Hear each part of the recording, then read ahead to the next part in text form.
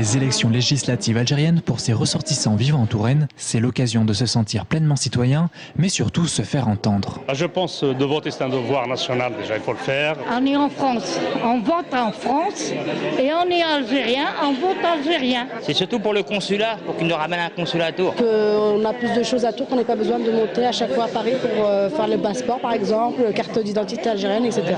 Pour ces élections algériennes, la Touraine fait partie d'une immense circonscription. Elle regroupe pas moins de 38 départements du nord de la France.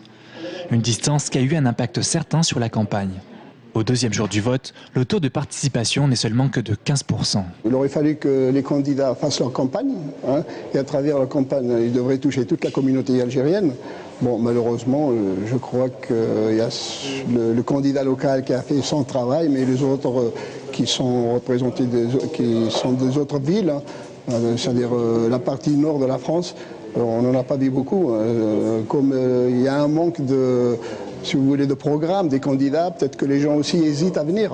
Il y a peut-être un peu la faute incombe aussi aux candidats. Pourtant, parmi les 23 candidats en lice pour les 2 sièges de députés, un jeune tourangeau franco-algérien espère tirer son épingle du jeu. Ce candidat de l'opposition fait lui aussi campagne en surfant sur l'idée de changement. Un printemps arabe pacifique qui se ferait par les urnes. J'ai l'impression qu'on est à un tournant historique et j'ai envie de participer à ce changement. Et je crois que c'est avec l'engagement et les convictions qu'on peut faire changer les choses. On ne peut pas être hors d'un système et pouvoir faire changer les choses. Il faut que nous, nouvelle génération, nous participions à ces élections, car je pense et j'ai la conviction profonde que le renouvellement d'une politique, elle se fait par le renouvellement de la génération. Les résultats du bureau de vote de Tours seront connus demain 20h. Et c'est le consulat à Paris qui transmettra ensuite le nom des 2 vainqueurs.